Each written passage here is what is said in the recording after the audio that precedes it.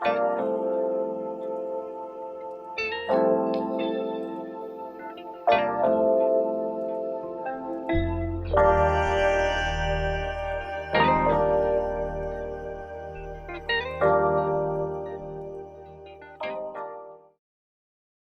TV देख रहे सारे दर्शकों ਨੂੰ ਮੇਰੇ ਵੱਲੋਂ ਪਿਆਰ ਭਰੀ ਸਤਿ ਸ਼੍ਰੀ ਅਕਾਲ। ਮੈਂ ਸਿਮਰਨ ਤੇ ਦੋਸਤੋ ਅੱਜ ਮੈਂ ਤੁਹਾਡੀ ਕਰਵਾਉਣ ਜਾ ਰਹੀ ਹਾਂ ਖਾਸ ਮੁਲਾਕਾਤ ਇੱਕ ਖਾਸ ਸ਼ਖਸੀਅਤ ਦੇ ਨਾਲ। ਦੋਸਤੋ ਮੈਂ ਗੱਲ ਕਰ ਰਹੀ ਹਾਂ ਟਰਬਨ ਟਰੈਵਲਰ ਅਮਰਜੀਤ ਸਿੰਘ ਚਾਵਲਾ ਜੀ ਦੀ। ਤੇ ਆਓ ਵੈਲਕਮ ਕਰਦੇ ਹਾਂ ਉਹਨਾਂ ਦਾ। ਸਤਿ ਸ਼੍ਰੀ ਅਕਾਲ ਸਰ। ਸਤਿ ਸ਼੍ਰੀ ਅਕਾਲ ਜੀ। अर्श टीवी ਦੀ ਪੂਰੀ ਟੀਮ ਵੱਲੋਂ ਮੈਂ ਤੁਹਾਡਾ ਵੈਲਕਮ ਕਰਦੀ ਹਾਂ।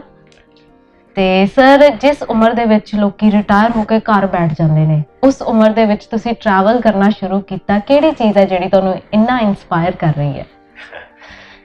ਕੁਛ ਨਾ ਕੁਛ ਇੰਸਪੀਰੇਸ਼ਨ ਤੁਹਾਡੀ ਜ਼ਰੂਰ ਹੁੰਦੀ ਹੈ ਤੇ ਖਾਸ ਤੌਰ ਤੇ ਟਰੈਵਲ ਇੱਕ ਐਸੀ ਚੀਜ਼ ਹੈ ਕਿ ਅਗਰ ਤੁਸੀਂ ਬਿਨਾਂ ਮਕਸਦ ਦੇ ਕਰਦੇ ਹੈਗੇ ਹੋ ਤੇ ਫਿਰ ਉਹ ਟਰੈਵਲ ਬੇਮਾਨੀ ਹੈਗਾ। ਮੇਰਾ ਵੀ ਬਚਪਨ ਦਾ ਇੱਕ ਸੁਪਨਾ ਸੀਗਾ, ਇੱਕ ਸ਼ੌਕ ਸੀਗਾ ਜਿਸ ਵਕਤ ਮੈਂ 19-20 ਸਾਲ ਦਾ ਸੀ ਕਿ ਮੈਂ ਪੂਰੀ ਦੁਨੀਆ ਟਰੈਵਲ ਕਰਨੀ ਹੈ ਮੋਟਰ ਬਾਈਕ ਦੇ ਉੱਤੇ। and I was inspired by one of my friend.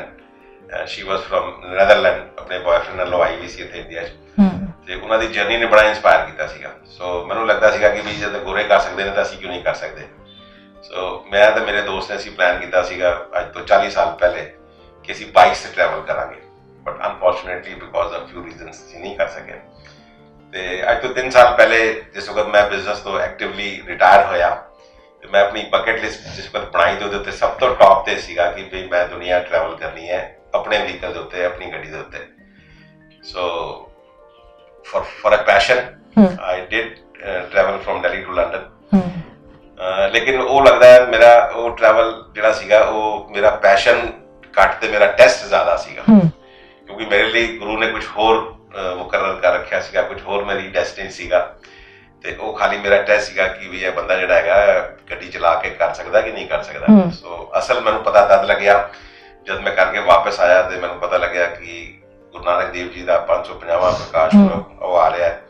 ਉਹ ਆਪਣੇ ਆਪ ਹੀ ਇੱਕ ਬਹੁਤ ਵੱਡੇ ਟਰੈਵਲਰ ਸੀਗੇ। 28 ਸਾਲ ਤੱਕ ਉਹਨਾਂ ਨੇ 4 ਉਦਾਸੀਆਂ ਕੀਤੀਆਂ ਜਿਹਦੇ ਇਤਿਹਾਸ ਗਵਾਇਆ ਦਾ। ਤੇ ਮੈਨੂੰ ਲੱਗਿਆ ਕਿ ਮੈਨੂੰ ਜਿਸ ਗੁਰੂ ਨਾਨਕ ਦੇਵ ਜੀ ਨੇ ਜਿਹੜਾ ਰੂਟ ਅਡਾਪਟ ਕੀਤਾ ਸੀਗਾ ਤੇ ਜਿੱਥੇ ਜਿੱਥੇ ਗਏ ਸੀਗੇ ਮੈਨੂੰ ਉਹ ਕਰਨਾ ਚਾਹੀਦਾ। ਸੋ ਅਸੀਂ ਪਲਾਨ ਕੀਤਾ ਤੇ ਪਲਾਨ ਕਰਨ ਤੋਂ ਬਾਅਦ ਪਤਾ ਲੱਗਿਆ ਕਿ ਇੰਡੀਆ ਦੇ ਅੰਦਰ 29 ਸਟੇਟਸ ਨੇ ਜਿਹਦੇ ਅੰਦਰ ਚੋਂ 27 ਸਟੇਟਾਂ ਗੁਰੂ ਸਾਹਿਬ ਗਏ ਸੀਗੇ। ਸੋ ਮੈਨੂੰ ਇੱਕ ਮੌਕਾ ਵੀ ਮਿਲ ਗਿਆ ਕਿ ਮੈਂ ਸਾਰਾ ਹਿੰਦੁਸਤਾਨ ਵੀ ਵੇਖ ਸਕਾਂ। ਤੇ ਅਸੀਂ ਪਲਾਨਿੰਗ ਕਰਨ ਤੋਂ ਬਾਅਦ ਉਹ ਜਿਹੜੀ ਜਰਨੀ ਸੀਗੀ ਦਿੱਲੀ ਤੋਂ ਲੰਡਨ ਦੀ ਜਰਨੀ ਤੇ ਛੋਟੀ ਸੀਗੀ, 40,000 ਕਿਲੋਮੀਟਰ ਦੀ ਸੀਗੀ, ਜਿਹਦੇ ਅੰਦਰ ਸਾਨੂੰ ਕੋਈ 4-4.5 ਮਹੀਨੇ ਲੱਗੇ ਸੀ। ਲੇਕਿਨ ਗੁਰੂ ਨਾਨਕ ਦੇਵ ਜੀ ਦੀ ਯਾਤਰਾ ਜਿਹੜੀ ਸੀ ਉਹ 8 ਮਹੀਨੇ ਦੀ ਯਾਤਰਾ ਸੀ, ਜਿਹਦੇ ਅੰਦਰ 44,000 ਕਿਲੋਮੀਟਰ ਮੈਂ ਤੇ ਮੇਰੇ ਮਿਸਿਸ ਸੀ ਦੋਨਾਂ ਨੇ ਟਰੈਵਲ ਕੀਤਾ ਤੇ 29 ਸਟੇਟਸ ਪੂਰੇ ਇੰਡੀਆ ਦੇ ਤੇ ਨਾਲ 6 ਨੇਬਰਿੰਗ ਕੰਟਰੀਜ਼ ਇੰਕਲੂਡਿੰਗ ਪਾਕਿਸਤਾਨ ਅਸੀਂ ਉਹ ਕੀਤੇ। ਸੋ ਗੁਰੂ ਸਾਹਿਬ ਦੀ ਬਖਸ਼ਿਸ਼ ਸੀਗੀ। ਉਹ ਕਰਨ ਤੋਂ ਬਾਅਦ ਜ਼ਿੰਦਗੀ ਦਾ ਦੇਖਣ ਦਾ ਨਜ਼ਰੀਆ ਤੇ ਜ਼ਿੰਦਗੀ ਆਪਣੇ ਆਪ ਵਿੱਚ ਬਦਲ ਗਈ। ਸੋ ਮੈਨੂੰ ਲੱਗਦਾ ਕਿ ਹੁਣ ਬਾਕੀ ਬਚੀ ਹੋਈ ਜ਼ਿੰਦਗੀ ਜਿਹੜੀ ਹੈ ਉਹ ਅਸੀਂ ਲੇਖੇ ਹੈ ਕਿ ਸਾਰੀ ਦੁਨੀਆ ਦੇ ਅੰਦਰ ਜਾ ਕੇ ਜੋ ਗੁਰੂ ਸਾਹਿਬ ਕਹਿ ਗਏ 10ਵਾਂ ਗੁਰੂਆਂ ਦੇ ਇਤਿਹਾਸ ਤੇ ਅਸੀਂ ਉਹਨਾਂ ਦੇ ਟਰੈਵਲ ਕਰੀਏ ਤੇ ਥਾਂ ਥਾਂ ਤੇ ਜਾ ਕੇ ਜੋ ਇਤਿਹਾਸਿਕ ਸਥਾਨ ਨੇ ਉਹਨਾਂ ਦੇ ਵੀਡੀਓਜ਼ ਬਣਾ ਕੇ ਤੇ ਲੋਕਾਂ ਨੂੰ ਸੰਗਤਾਂ ਨੂੰ ਦਰਸ਼ਨ ਕਰਾਈਏ। ਤੇ ਸਾਡੇ ਜਿੰਨੇ ਵੀ ਅਸੀਂ ਜੋ ਵੀ ਜਿੰਨਾ ਕੁਝ ਕੀਤਾ ਦੇਰ ਅਬਾਊਟ 250 ਐਪੀਸੋਡਸ ਜਿਹੜੇ ਸਾਡੇ YouTube ਚੈਨਲ ਤੇ ਵੀ ਨੇ। ਸੋ ਲੋਕੀ ਦੇਖਦੇ ਨੇ, ਦਰਸ਼ਨ ਕਰਦੇ ਨੇ ਤੇ ਜਿਸ ਵਕਤ ਕਮੈਂਟਸ ਆਉਂਦੇ ਨੇ, ਸਾਨੂੰ ਫੋਨ ਕਰਦੇ ਨੇ ਤੇ ਬੜਾ ਚੰਗਾ ਲੱਗਦਾ ਹੈਗਾ, ਕਿਉਂਕਿ ਜਿਸ ਤਰ੍ਹਾਂ ਮੇਰੇ ਮਾਤਾ ਪਿਤਾ ਬਜ਼ੁਰਗ ਨੇ ਉਹਨਾਂ ਦੇ ਗੋਡੇ ਨਹੀਂ ਕੰਮ ਕਰਦੇ ਤੇ ਉਹ ਨਹੀਂ ਸਥਾਨਾਂ ਤੇ ਜਾ ਕੇ ਦਰਸ਼ਨ ਕਰ ਸਕਦੇ ਤੇ ਲੋਕ ਜਾ ਕੇ ਦਰਸ਼ਨ ਸਾਡੀ ਵੀਡੀਓ ਦੇ ਦੁਆਰਾ ਕਰ ਰਹੇ ਨੇ ਤਾਂ ਮੈਨੂੰ ਬੜਾ ਸੰਤੋਸ਼ ਮਿਲਦਾ ਹੈ, ਬੜਾ ਸਕੂਨ ਮਿਲਦਾ ਹੈ। ਸੋ ਉਹ ਇੰਸਪੀਰੇਸ਼ਨ ਸੀ, ਸ਼ੁਰੂ ਹੋਈ ਸੀ ਪੈਸ਼ਨ ਤੋਂ ਤੇ ਆ ਗਈ ਸਪਿਰਿਚੁਅਲ ਟਰੈਵਲ ਤੋਂ। This is how what it is. Sir ਤੁਸੀਂ ਆਪਣੀ ਗੱਡੀ ਤੇ ਹੀ ਜ਼ਿਆਦਾ ਟਰੈਵਲ ਕਰਦੇ ਹੋ ਤੇ ਤੁਹਾਡੀ ਜਿਹੜੀ ਗੱਡੀ ਆ ਉਹ ਮੈਂ ਵੇਖੀ ਹੈ ਕਿ ਉਹਦੇ ਤੇ ਸਿਗਨੇਚਰਸ ਐਂਡ ਕਾਫੀ ਸਾਰੇ ਜਿਹੜੇ ਝੰਡੇ ਉਹਦੇ ਤੇ ਲੱਗੇ ਹੋਏ ਆ ਦੇਸ਼ਾਂ ਦੇ, ਤੇ ਉਹਦਾ ਕੀ ਰੀਜ਼ਨ ਹੈ? ਉਹ ਕਹਿੰਦਾ ਕਈ ਚੀਜ਼ਾਂ ਨਾ ਪਲਾਨ ਨਹੀਂ ਹੁੰਦੀਆਂ, ਤੁਹਾਡੇ ਵਾਸਤੇ ਉਹ ਬਣ ਜਾਂਦੀਆਂ ਨੇ। ਸਾਨੂੰ ਜਿਹੜੀ ਸਾਡੇ ਕੰਸਲਟੈਂਟ ਸੀਗੇ ਉਹਨੇ ਗੱਲ ਕੀਤੀ ਸੀਗੀ ਕਿ ਤੁਸੀਂ ਇਸ ਤਰ੍ਹਾਂ ਗੱਡੀ ਲੈ ਕੇ ਜਾ ਰਹੇ ਹੋ ਬਾਹਰ ਤੇ ਟਰਾਈ ਟੂ ਅਵੋਇਡ ਕਿ ਇਸ ਗੱਡੀ ਤੇ ਕੋਈ ਲਿਖਿਆ ਨਾ ਹੋਵੇ, ਕੁਝ ਐਸਾ ਨਾ ਹੋਵੇ। ਪਰ ਫਿਰ ਵੀ ਮੇਰੇ ਮਨ ਸੀਗਾ ਚੱਲਿਆ ਤਾਂ ਲੋਕਾਂ ਨੂੰ ਪਤਾ ਤਾਂ ਲੱਗੇ ਵੀ ਦਿੱਲੀ ਤੋਂ ਲੰਡਨ ਜਾ ਰਿਹਾ ਤਾਂ ਕੁਝ ਤਾਂ ਲਿਖਿਆ ਹੋਣਾ ਚਾਹੀਦਾ। ਸੋ ਇੱਕ ਸਟਿਕਰ ਲੱਗਿਆ ਸੀ ਦਿੱਲੀ ਤੋਂ ਲੰਡਨ ਜਾਣ ਦਾ ਵੱਡਾ ਜਿਹਾ, ਤੇ ਉਹਦੇ ਬਾਅਦ ਜਿਸ ਵਕਤ ਅਸੀਂ ਮੈਨੂੰ ਯਾਦ ਹੈ ਜਿਸ ਵਕਤ ਜਰਨੀ ਸ਼ੁਰੂ ਕੀਤੀ ਸੀ ਤਾਂ ਸਭ ਤੋਂ ਪਹਿਲੇ ਮੈਂ ਆਪਣੇ ਫਾਦਰ ਸਾਹਿਬ ਨੂੰ ਅਚਾਨਕ ਪਤਾ ਨਹੀਂ ਮਨ 'ਚ ਕੀ ਗੱਲ ਆਈ, ਮੈਂ ਉਹਨਾਂ ਨੂੰ ਰਿਕੁਐਸਟ ਕੀਤੀ, ਮੈਂ ਕਿਹਾ ਨਾ ਤੁਸੀਂ ਆਪਣੇ ਆਸ਼ੀਰਵਾਦ ਦੇ ਰੂਪ ਵਿੱਚ ਨਾ ਤੁਸੀਂ ਗੱਡੀ ਦੇ ਉੱਤੇ ਮੇਰੇ ਕੁਝ ਲਿਖ ਦਿਓ। ਸੋ ਪਹਿਲੇ ਸਿਗਨੇਚਰ ਮੇਰੇ ਪਿਤਾ ਜੀ ਦੇ ਸੀਗੇ, ਉਹਨਾਂ ਨੇ ਗੱਡੀ ਦੇ ਬੋਨਟ ਦੇ ਉੱਤੇ ਉਹਨਾਂ ਨੇ ਲਿਖਿਆ ਆਪਣਾ ਜੋ ਮੈਸੇਜ ਦੇਣਾ ਸੀ, ਉਹਨਾਂ ਨੇ ਉਹ ਮੈਸੇਜ ਲਿਖਿਆ। ਉਸ ਤੋਂ ਬਾਅਦ ਫਿਰ ਅਸੀਂ ਜਿੱਥੇ ਵੀ ਗਏ ਉੱਥੇ ਲੋਕ ਹੀ ਮਿਲਦੇ ਗਏ। ਸੋ ਇੱਕ ਉਹ ਆਈਡੀਆ ਜਿਹੜਾ ਸੀਗਾ ਉਹ ਡਿਵੈਲਪ ਹੋ ਗਿਆ ਲੋਕਾਂ ਦੇ ਮੈਸੇजेस ਲਿਖਣ ਦਾ। ਤੇ ਫਿਰ ਇੱਕ ਕਾਮਨ ਮੈਨ ਤੋਂ ਲੈ ਕੇ ਤੇ ਆਰਨੋਲਡ ਸ਼ਵਾਰਜ਼ਨੈਗਰ ਵਰਗਾ ਜਿਹੜਾ ਹਾਲੀਵੁੱਡ ਦਾ ਸਭ ਤੋਂ ਵੱਡਾ ਸਟਾਰ ਹੈਗਾ, ਉਹਨੇ ਵੀ ਸਾਈਨ ਕੀਤੇ ਨੇ ਸਾਡੀ ਗੱਡੀ ਦੇ ਉੱਤੇ। ਮੈਂ 30 ਕੰਟਰੀਆਂ ਦੇ ਵਿੱਚੋਂ ਤਕਰੀਬਨ 22-23 ਕੰਟਰੀਜ਼ ਦੇ ਇੰਡੀਅਨ ਐਂਬੈਸਡਰਸ ਤੋਂ ਵੀ ਮਿਲਿਆ, ਉਹਨਾਂ ਨੇ ਵੀ ਸਾਈਨ ਕੀਤੇ ਨੇ, ਕਲਚਰਲ ਮਿਨਿਸਟਰਸ ਤੇ ਹੋਰ ਮਤਲਬ ਜੋ ਵੀ ਪਿਆਰ ਨਾਲ ਮਿਲਿਆ ਤੇ ਉਹਨੇ ਆਪਣੇ ਨਾਲ ਕੁਛ ਨਾ ਕੁਛ ਮੈਸੇਜ ਉਹਦੇ ਤੇ ਦਿੱਤਾ। ਤੇ ਖਾਸ ਤੌਰ ਤੇ ਜਿਸ ਲੜਕੀ ਨੇ ਮੈਨੂੰ ਇਨਸਪਾਇਰ ਕੀਤਾ ਸੀਗਾ ਮੈਂ ਉਹਨੂੰ ਵੀ ਲੱਭਿਆ, ਉਸ ਕੋਲ ਨਾ ਫੋਨ ਸੀਗਾ ਨਾ ਇੰਟਰਨੈਟ ਹੁੰਦਾ ਸੀਗਾ। ਸੋ ਆਈ ਫਾਊਂਡ ਹਰ ਤੇ ਮੈਂ ਉਹਦੇ ਘਰ ਜਾ ਕੇ ਉਹਨੂੰ ਸਰਪ੍ਰਾਈਜ਼ ਦਿੱਤਾ ਤੇ ਉਹਦੇ ਵੀ ਸਿਗਨੇਚਰ ਉਹਦਾ ਵੀ ਲਿਖਿਆ ਹੋਇਆ ਹੈਗਾ ਕਿ it was nice to meet you after 40 years. So ਉਹ ਸਿਲਸਿਲਾ ਬਣ ਗਿਆ ਤੇ ਹੁਣ ਤਾਂ ਗੱਡੀ ਪੂਰੀ ਜਿਹੜੀ ਹੈਗੀ ਸਿਗਨੇਚਰਸ ਤੋਂ ਹੀ ਭਰੀ ਹੋਈ ਹੈ, more than 1000 ਸਿਗਨੇਚਰਸ ਗੱਡੀ ਦੇ ਉੱਤੇ ਨੇ। ਤੇ ਮੈਨੂੰ ਲੋਕ ਮਜ਼ਾਕ ਵੀ ਕਰਦੇ ਨੇ ਕਿ ਹਰ ਹੁੰਦੇ ਥਾਂ ਹੀ ਨਹੀਂ ਬੱਚੀ ਗੱਡੀ ਦੇ ਕਿੱਥੇ ਲਿਖੀਏ। ਮੈਂ ਕਹਿੰਦਾ ਕਿ ਵੀ ਇੱਥੇ ਤਾਂ ਥਾਂ ਹੈਗੀ, ਤੁਸੀਂ ਦਿਲ 'ਚ ਹੈਗੇ ਹੋ ਸਾਡੇ। ਸੋ ਪਰ ਕੋਈ ਨਾ ਕੋਈ ਜਗ੍ਹਾ ਨਿਕਲ ਜਾਂਦੀ ਲਿਖਣ ਵਾਸਤੇ। ਤੇ ਸਰ ਹੁਣ ਤੱਕ ਕਿੰਨੀਆਂ ਕੰਟਰੀਜ਼ ਵਿੱਚ ਤੁਸੀਂ ਘੁੰਮ ਚੁੱਕੇ ਹੋ? ਮੈਂ ਵੈਸੇ ਤਾਂ 87 ਕੰਟਰੀਜ਼ ਕੀਤੀਆਂ ਨੇ ਜੀ ਮੈਂ ਪਿਛਲੇ ਆਪਣੀ ਪੂਰੇ ਲਾਈਫ ਸਪੈਨ ਵਿੱਚ ਇਨ ਪਾਸਟ 40 ਇਅਰਸ, ਪਰ ਆਪਣੀ ਕਾਰ ਦੁਆਰਾ ਮੈਂ 37 ਕਰ ਚੁੱਕਿਆ ਤੇ 84,000 ਕਿਲੋਮੀਟਰ ਇਨਕਲੂਡਿੰਗ ਇੰਡੀਆ ਦੀ ਡਰਾਈਵ ਜਿਹੜੀ ਸੀਗੀ ਉਹ ਮੈਂ ਖੁਦ ਡਰਾਈਵ ਕੀਤਾ ਹੈਗਾ। ਸੋ ਹਲੇ 204 ਕੰਟਰੀਜ਼ ਹੈਗੇ ਪੂਰੀ ਦੁਨੀਆ ਦੇ ਅੰਦਰ। ਸੋ ਮੇਰਾ ਤਾਂ ਇਹੀ ਹੈਗਾ ਮੰਨਣਾ ਕਿ ਜਦ ਅੱਖਾਂ ਬੰਦ ਕਰਨ ਤੋਂ ਪਹਿਲੇ 204 ਕੰਟਰੀ ਮੈਂ ਪੂਰੇ ਕਰਕੇ ਜਾਵਾਂ ਤੇ ਉਹਨਾਂ ਸਾਰੇ ਕੰਟਰੀਆਂ ਦੇ ਅੰਦਰ ਸਾਰੇ ਮੁਲਕਾਂ ਦੇ ਅੰਦਰ ਜੋ ਸਾਡੇ ਗੁਰੂ ਆ ਕੇ ਗਏ, ਜੋ ਉਸ ਵਕਤ ਰੈਲੀਵੈਂਟ ਸੀ ਉਸ ਤੋਂ ਜ਼ਿਆਦਾ ਰੈਲੀਵੈਂਟ ਹੁਣ ਹੈਗਾ, ਉਹਦਾ ਪ੍ਰਚਾਰ ਤੇ ਖਾਸ ਤੌਰ ਤੇ ਦਸਤਾਰ ਦਾ ਪ੍ਰਚਾਰ ਜ਼ਰੂਰ ਕੀਤਾ ਜਾਏ ਜੀ। ਤੇ ਮਤਲਬ ਤੁਸੀਂ ਇਹ ਜਿਹੜਾ ਸਿੱਖੀ ਇੱਕ ਸਾਦਾ ਸਿੱਖੀ ਧਰਮ ਨੂੰ ਪ੍ਰਮੋਟ ਕਰਦੇ ਹੋ? ਇਸ ਮੈਂ ਅਗਰ ਇਹਨੂੰ ਦੂਜੇ ਤਰੀਕੇ ਨਾਲ ਦੇਖਾਂ ਤਾਂ ਇਹ ਸਿੱਖੀ ਦਾ ਪ੍ਰਚਾਰ ਘੱਟ ਤੇ ਹਿਊਮੈਨਿਟੀ ਦਾ ਪ੍ਰਚਾਰ ਜ਼ਿਆਦਾ ਹੈ। ਤੁਸੀਂ ਗੁਰੂ ਨਾਨਕ ਦੇਵ ਜੀ ਦਾ ਇਤਿਹਾਸ ਜੇ ਪੜ੍ਹੋਗੇ ਤੇ ਸਮਝਣ ਦੀ ਕੋਸ਼ਿਸ਼ ਕਰੋਗੇ, ਉਹਨਾਂ ਨੇ ਕਿਸੇ ਪਾਰਟਿਕੂਲਰ ਇੱਕ ਜ਼ਾਤ ਧਰਮ ਦੀ ਗੱਲ ਨਹੀਂ ਕੀਤੀ। ਉਹਨਾਂ ਨੇ ਗੱਲ ਕੀਤੀ ਪੂਰੀ ਮਾਨਵਤਾ ਦੀ, ਮੈਨਕਾਈਂਡ ਪੂਰਾ ਬ੍ਰਦਰਹੁੱਡ ਦੀ ਗੱਲ ਕੀਤੀ। ਤੇ ਇਸ ਕਰਕੇ ਜੋ ਸਿੱਖਾਂ ਦੀ ਜਿਹੜੀ ਫਿਲਾਸਫੀ ਹੈਗੀ ਹੈ, ਸਿੱਖੀ ਦੀ ਜੋ ਫਿਲਾਸਫੀ ਹੈਗੀ, ਗੁਰੂਆਂ ਦੀ ਜੋ ਫਿਲਾਸਫੀ ਹੈਗੀ, ਉਹ ਕਿਸੇ ਇੱਕ ਧਰਮ ਦੀ ਗੱਲ ਨਹੀਂ ਕਰਦੀ, ਉਹ ਸਰਬ ਧਰਮ ਦੀ ਗੱਲ ਕਰਦੀ ਹੈਗੀ। ਸੋ ਮੇਰਾ ਮੰਨਣਾ ਹੈਗਾ ਕਿ ਜਿਹੜੀ ਵੀ ਉਹਨਾਂ ਦੀ ਸਿੱਖਿਆਵਾਂ ਜਾਂ ਟੀਚਿੰਗਸ ਹੈਗੀਆਂ ਉਹ ਸਾਰੇ ਧਰਮਾਂ ਵਾਸਤੇ ਇਕੁਅਲੀ ਇੰਪੋਰਟੈਂਟ ਨੇ। ਸਿੱਖਾਂ ਵਾਸਤੇ ਤਾਂ ਹੈਗੀਆਂ, ਹੋਰ ਧਰਮਾਂ ਵਾਸਤੇ ਵੀ ਉਨੀ ਇੰਪੋਰਟੈਂਟ ਨੇ ਜੀ। ਤੇ ਸਰ ਜਦੋਂ ਅਸੀਂ ਟਰੈਵਲ ਕਰਦੇ ਹਾਂ ਸਪੈਸ਼ਲੀ ਆਪਣੀ ਗੱਡੀ ਦੇ ਵਿੱਚ ਤਾਂ ਬਹੁਤ ਸਾਰੀਆਂ ਪ੍ਰੋਬਲਮਸ, ਜਿੱਦਾਂ ਕਦੀ ਕੋਈ ਗੱਡੀ ਖਰਾਬ ਹੋ ਗਈ, ਕੁਝ ਇੰਜਨ 'ਚ ਪ੍ਰੋਬਲਮ ਆ ਗਈ ਜਾਂ ਟਾਇਰ ਪੈਂਚਰ ਹੋ ਗਿਆ, ਤਾਂ ਕਿਹੜੀਆਂ ਪ੍ਰੋਬਲਮਸ ਜਿਹੜੀਆਂ ਹਮੇਸ਼ਾ ਤੁਹਾਨੂੰ ਫੇਸ ਕਰਨੀਆਂ ਪਈਆਂ? ਮੈਂ ਪ੍ਰੋਬਲਮਸ ਨੂੰ ਪ੍ਰੋਬਲਮ ਨਹੀਂ ਗਿਣਦਾ, ਮੈਂ ਉਹਨੂੰ ਪ੍ਰੋਬਲਮ ਗਿਣਨਾ ਜਿਹੜੀ ਕਿ ਆ ਕੇ ਨਾ ਜਾਵੇ, ਉਹ ਪ੍ਰੋਬਲਮ ਹੈ। ਜਿਸ ਤਰ੍ਹਾਂ ਅੱਜ ਕਰੋਨਾ ਚੱਲਦਾ ਪਿਆ ਹੈ, ਇਹ ਵੀ ਇੱਕ ਦਿਨ ਓਵਰ ਹੋ ਜਾਏਗਾ, ਉਸ ਦਾ ਵੀ ਪ੍ਰੋਬਲਮ ਨਹੀਂ ਹੋਏਗੀ। ਛੋਟੀ ਮੋਟੀ ਪ੍ਰੋਬਲਮ ਜਦ ਤੁਸੀਂ ਟਰੈਵਲ ਕਰਦੇ ਹੈਗੇ ਹੋ ਉਹ ਹੁੰਦੀਆਂ ਨੇ। ਟਰੈਵਲ ਵੀ ਸਾਡੇ ਜੀਵਨ ਵਰਗਾ ਹੀ ਹੈਗਾ, ਜਿਸ ਤਰ੍ਹਾਂ ਸਾਡੇ ਅਸੀਂ ਆਪਣਾ ਜੀਵਨ ਜੀਨੇ ਹਾਂ, ਕਦੀ ਘਰ ਕੋਈ ਦੁੱਖ ਹੈ, ਸੁੱਖ ਹੈ, ਪ੍ਰੋਬਲਮਸ ਨੇ, ਇਸ ਤਰ੍ਹਾਂ ਰੋਡ ਦੀ ਜਰਨੀ ਵੀ ਇਸ ਤਰ੍ਹਾਂ ਹੀ ਹੈਗੀ। ਕਦੇ ਤੁਹਾਡਾ ਟਾਇਰ ਪੰਚਰ ਹੋ ਗਿਆ, ਕਦੇ ਕੁਛ ਹੋ ਗਿਆ, ਪਰ ਛੋਟੀ ਮੋਟੀ ਪ੍ਰੋਬਲਮਸ ਨੇ ਉਹਦੇ ਵਾਸਤੇ you are geared up, you are tune. Tyre ਦੇ ਪੰਚਰ ਅਸੀਂ ਆਪ ਲਾ ਲੈਂਦੇ ਸੀਗੇ, ਅੱਜ ਕੱਲ੍ਹ ਟਿਊਬਲੈਸ ਟਾਇਰ ਨੇ ਤਾਂ easy to fix the puncture. ਤੇ ਛੋਟੀ ਮੋਟੀ ਹੋਰ ਕੋਈ ਚੀਜ਼ ਹੋਵੇ ਤਾਂ ਅਸੀਂ ਕਰ ਲੈਂਦੇ ਸੀਗੇ। ਵੱਡਾ ਕੋਈ ਐਸਾ ਮੇਜਰ ਕੋਈ ਇਸ਼ੂ ਆਇਆ ਨਹੀਂ ਜਿਸ ਕਰਕੇ ਕਿ ਗੱਡੀ ਬਿਲਕੁਲ ਕਿਤੇ ਸਟਕ ਹੋ ਗਈ ਹੋਵੇ, ਤਾਂ ਐਸੀ ਕੋਈ ਸਿਚੁਏਸ਼ਨ ਆਈ ਨਹੀਂ, ਗੁਰੂ ਸਾਹਿਬ ਨਾਲ ਸੀਗੇ। ਤੋ ਬਾਕੀ ਜਦ ਤੁਸੀਂ ਟਰੈਵਲ ਕਰਦੇ ਹੋ you should be prepare for all possibilities. ਅਸੀਂ ਟਰੈਵਲ ਸ਼ੋਅ ਬਣਾ ਰਹੇ ਹੈਗੇ ਆ ਜਿਹੜਾ ਕਿ ਪ੍ਰੀ ਪਲੈਨਿੰਗ ਦੇ ਉੱਤੇ ਹੈਗਾ। 30 episodes of travel and the travel show ਦਾ ਨਾਮ ਹੈ all about the international road trip. So ਜੋ ਤੁਸੀਂ ਸੋਚ ਸਕਦੇ ਹੈਗੇ ਹੋ, ਜੋ ਵੀ ਸਵਾਲ ਤੁਹਾਡੇ ਦਿਮਾਗ ਵਿੱਚ ਹੋਣਗੇ ਉਹ ਸਾਰਿਆਂ ਦਾ ਜਵਾਬ ਉਹਦੇ ਵਿੱਚ ਹੈਗਾ। ਤੇ ਉਹਦੇ ਅੰਦਰ ਛੋਟੀ ਮੋਟੀ ਗੱਲਾਂ ਵੀ ਜਿਹੜੀ ਟਰੈਵਲ ਰਿਲੇਟਡ, ਅਗਰ if you stuck up somewhere, ਉਹ ਵੀ ਹੈਗੀਆਂ। ਤੇ ਖਾਸ ਤੌਰ ਤੇ ਸਭ ਤੋਂ ਇੰਪੋਰਟੈਂਟ ਚੀਜ਼ ਜਿਹੜੀ ਹੈ ਨਹੀਂ, ਉਹ ਇਹ ਨਹੀਂ ਹੈਗੀ, ਉਹ ਹੈਗੀ ਕਿ ਜਿਹੜੇ ਦੂਜੇ ਮੁਲਕਾਂ ਦੇ ਜਿਹੜੇ ਕਾਪਸ ਨੇ ਉਹਨਾਂ ਨੂੰ ਕਿਸ ਤਰ੍ਹਾਂ ਹੈਂਡਲ ਕਰਨਾ ਹੈਗਾ। So that is very tricky. So that show will tell you all what people wanted to know। ਤੇ ਸਰ ਜਿੱਦਾਂ ਤੁਸੀਂ ਟਰੈਵਲ ਇੰਨਾ ਕਰਦੇ ਹੋ ਹਨਾ, ਤੇ ਖਰਚਾ ਵਗੈਰਾ ਵੀ ਕਾਫੀ ਆਉਂਦਾ ਹੋਏਗਾ, ਤੇ ਉਹ ਕਿਵੇਂ ਮੈਨੇਜ ਕਰਦੇ ਹੋ? ਮੇਰਾ ਸਪਾਂਸਰ ਹੈ ਨਾ। अच्छा वो बैठा होते वाला तो ही इज माय स्पॉन्सर। सो इस सारी जिंदगी नहीं दिता है, ਉਹਦਾ ਹੀ ਪੈਸਾ ਨਾ ਉਹਦੇ ਕੰਮਾਂ ਤੇ ਲੱਗ ਰਿਹਾ। ਸੋ ਮੇਰਾ ਮੇਨ ਸਪਾਂਸਰ ਤਾਂ ਉਹੀ ਹੈਗਾ। ਤੇ ਸਰ ਜਿਵੇਂ ਅਸੀਂ ਕਿਤੇ ਵੀ ਜਾਂਦੇ ਆ ਤੇ ਨਵੇਂ ਲੋਕਾਂ ਦੇ ਨਾਲ ਇੰਟਰੈਕਟ ਕਰਨਾ, ਤੇ ਹਰ ਇੱਕ ਜਗ੍ਹਾ ਦੀ ਇੱਕ ਆਪਣੀ ਹੀ ਇੱਕ ਬਿਊਟੀ ਹੁੰਦੀ ਹੈ ਤੇ ਤੁਸੀਂ ਉਹ ਖੁਦ ਜਿੱਦਾਂ ਆਪਣੀ ਗੱਡੀ ਦੇ ਵਿੱਚ ਟਰੈਵਲ ਕਰਦੇ ਹੋ ਤਾਂ ਕਿਹੜੀ ਚੀਜ਼ ਹੈ ਜਿਹੜੇ ਹੁਣ ਤੱਕ ਕਿਹੜੀ ਕੰਟਰੀ ਦੇ ਲੋਕ ਤੁਹਾਨੂੰ ਸਭ ਤੋਂ ਜ਼ਿਆਦਾ ਟੱਚੀ ਲੱਗੇ ਜਾਂ ਕੋਈ ਚੀਜ਼ ਐਵੇਂ ਦੀ ਜਿਹੜੀ ਤੁਹਾਨੂੰ ਇੱਕ ਹੁੰਦਾ ਨਾ ਕਿ ਹਾਂ ਮਾਈਂਡ ਦੇ ਵਿੱਚ ਸਟਕ ਕਰ ਗਈ ਕਿ ਹਾਂ ਉਹ ਚੀਜ਼ ਹਮੇਸ਼ਾ ਯਾਦ ਰਹੇਗੀ, ਉਹ ਕੀ ਹੈ? ਮੈਂ ਨਾ ਇਸ ਨੂੰ ਹੋਰ ਵੱਡੇ ਪੱਧਰ ਤੇ ਦੇਖਦਾ ਹੈਗਾ। ਪੂਰੀ ਦੁਨੀਆ ਦੇ ਅੰਦਰ ਕਿੰਨੀ ਸਾਰੀ ਲੈਂਗੁਏजेस ਨੇ, ਕਿੰਨੇ ਸਾਰੇ ਕਲਚਰ ਨੇ, ਲੋਕਾਂ ਦਾ ਰੰਗ ਫਰਕ ਹੋਏਗਾ, ਲੇਕਿਨ ਇੱਕ ਚੀਜ਼ ਸਾਰੀ ਦੁਨੀਆ 'ਚ ਕਾਮਨ ਹੈਗੀ, ਉਹ ਹੈਗੀ ਉਹਨਾਂ ਦੇ ਇਮੋਸ਼ਨਸ। ਜਿਹੜਾ ਇਹ ਦਿਲ ਜਿਹੜਾ ਇੱਥੇ ਧੜਕਦਾ ਨਾ, ਇਹ ਸਾਰੇ ਮੁਲਕਾਂ ਦੇ, ਸਾਰੇ ਕੰਟਰੀ ਦੇ ਸਾਰੇ ਲੋਕਾਂ ਦਾ ਇੱਕ ਬਰਾਬਰ ਹੁੰਦਾ ਹੈਗਾ। ਜੇ ਉਹ ਦੁਖੀ ਹੋਣ ਤੇ ਉਹਨਾਂ ਦੀ ਅੱਖਾਂ ਦੇ ਥਰੂ ਤੁਸੀਂ ਦੇਖ ਸਕਦੇ ਹੋ ਜਿਸ ਤਰ੍ਹਾਂ ਸਾਡੇ ਹੁੰਦੇ ਨੇ, ਤੇ ਖੁਸ਼ੀ ਦੀ ਚਮਕ ਵੀ ਉਹਨਾਂ ਦੀ ਅੱਖਾਂ 'ਚ ਸਾਡੇ ਵਰਗੀ ਹੁੰਦੀ ਹੈ। So this is what I have realized after traveling so many countries and so many thousands of kilometers कि बंदे ਜਿਹੜੇ ਨੇ ਨਾ ਉਹ ਬਹੁਤ ਚੰਗੇ ਨੇ, ਬਹੁਤ ਖੂਬਸੂਰਤ ਨੇ, ਸਾਰੀ ਦੁਨੀਆ ਦੇ ਲੋਕ ਬਹੁਤ ਚੰਗੇ ਨੇ। ਮੁਸ਼ਕਿਲ ਨਾਲ 1% ਤੋਂ ਵੀ ਘੱਟ ਬੰਦੇ ਨੇ ਜਿਹੜੇ ਕਿ ਮਾੜੇ ਹੋਣਗੇ। ਉਹਨਾਂ ਦੇ ਆਪਣੇ ਰੀਜ਼ਨਸ ਹੋ ਸਕਦੇ ਨੇ ਉਹਨਾਂ ਦੇ ਮਾੜੇ ਨੇ। ਗੁਰੂ ਸਾਹਿਬ ਵੀ ਕਹਿੰਦੇ ਨੇ ਕਿ ਜਦ ਅਸੀਂ ਚੰਗੇ ਨਹੀਂ ਹਾਂ ਤਾਂ ਕਿਸੇ ਦੂਸਰੇ ਨੂੰ ਬੁਰਾ ਕੀ ਕਹੀਏ। ਸੋ ਦੁਨੀਆ ਬਹੁਤ ਖੂਬਸੂਰਤ ਹੈ, ਖਾਲੀ ਤੁਹਾਡਾ ਦੇਖਣ ਦਾ ਨਜ਼ਰੀਆ ਚਾਹੀਦਾ ਹੈ ਤੇ ਇਹ ਤੁਹਾਨੂੰ ਤਦ ਪਤਾ ਲੱਗਦਾ ਜੇ ਤੁਸੀਂ ਟਰੈਵਲ ਕਰਦੇ ਹੈਗੇ ਹੋ। ਟਰੈਵਲ ਵੀ ਦੋ ਪ੍ਰਕਾਰ ਦੇ ਹੁੰਦੇ ਨੇ। ਇੱਕ ਟਰੈਵਲ ਹੁੰਦਾ ਜਿੱਦਾਂ ਆਪਾਂ ਜਾਂਦੇ ਆ ਆਪਣੀ ਵੈਕੇਸ਼ਨ ਲਈ ਜਾਂਦੇ ਹੈਗੇ ਨਾ, that's a short travel. Fly ਕਰਕੇ ਗਏ, ਹਫਤਾ 10 ਦਿਨ 15 ਦਿਨ ਆਪਣੀ ਫੈਮਿਲੀ ਨਾਲ, ਫਰੈਂਡਸ ਨਾਲ ਜਾਂ ਇਕੱਲੇ ਗਏ ਤੇ ਘੁੰਮ ਫਿਰ ਕੇ ਆ ਗਏ। Road travel is something different that teaches you a lot। ਅਗਰ ਜ਼ਿੰਦਗੀ 'ਚ ਕੁਝ ਸਿੱਖਣਾ ਹੋਵੇ ਤਾਂ ਤੁਸੀਂ ਆਪਣੀ ਕਾਰ ਦੁਆਰਾ ਭਾਵੇਂ ਹਿੰਦੁਸਤਾਨ 'ਚ ਜਾਓ। ਹੁਣ ਇੰਡੀਆ 'ਚ ਮੈਂ ਕਾਫੀ ਸਾਰੇ ਲੋਕਾਂ ਨੂੰ ਇਹ ਵੇਖਿਆ ਹੈਗਾ ਕਿ ਅਸੀਂ ਲੋਕ ਟਰੈਵਲ ਕਰਨੇ ਆ ਤੇ ਸਾਡੀ ਦੌੜ ਜਿਹੜੀ ਹੈਗੀ ਉਹ ਜਾ ਕੇ ਮੁੱਕ ਜਾਂਦੀ ਹੈ ਲੇਹ ਲਦਾਖ ਜਾਂ ਸ਼੍ਰੀਨਗਰ ਤੱਕ ਜਾ ਕੇ। ਅਸੀਂ ਹਿੰਦੁਸਤਾਨ ਦਾ ਦੂਜਾ ਪਾਸਾ ਨਹੀਂ ਵੇਖਦੇ ਜੀ, ਸਾਊਥ ਇੰਡੀਆ ਨਹੀਂ ਵੇਖਦੇ, ਅਸੀਂ ਨਾਰਥ ਈਸਟ ਨਹੀਂ ਵੇਖਦੇ। ਨਾਰਥ ਈਸਟ ਇੰਨਾ ਸੋਹਣਾ ਹੈਗਾ, ਇੰਨਾ ਖੂਬਸੂਰਤ ਹੈਗਾ, ਜਿਹੜੇ ਉਹ 7 ਸਿਸਟਰਸ ਐਂਡ 1 ਬ੍ਰਦਰ ਜਿਹਨੂੰ ਆਪਾਂ ਕਹਿੰਦੇ ਹੈਗੇ ਆ ਕਿ ਮੈਂ ਤਾਂ ਮੰਨਣਾ ਕਿ ਜਿਹਨੇ ਇੰਡੀਆ 'ਚ ਨਾਰਥ ਈਸਟ ਨਹੀਂ ਵੇਖਿਆ ਉਹਨੇ ਹਿੰਦੁਸਤਾਨ ਨਹੀਂ ਵੇਖਿਆ।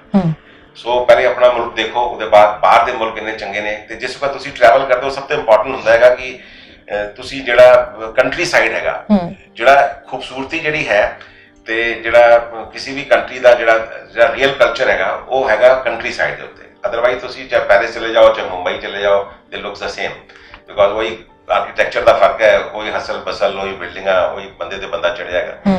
ਤੇ if you want to really see the beauty of the country, go to the country side. ਬਹੁਤ ਖੂਬਸੂਰਤ ਦੁਨੀਆ ਹੈ।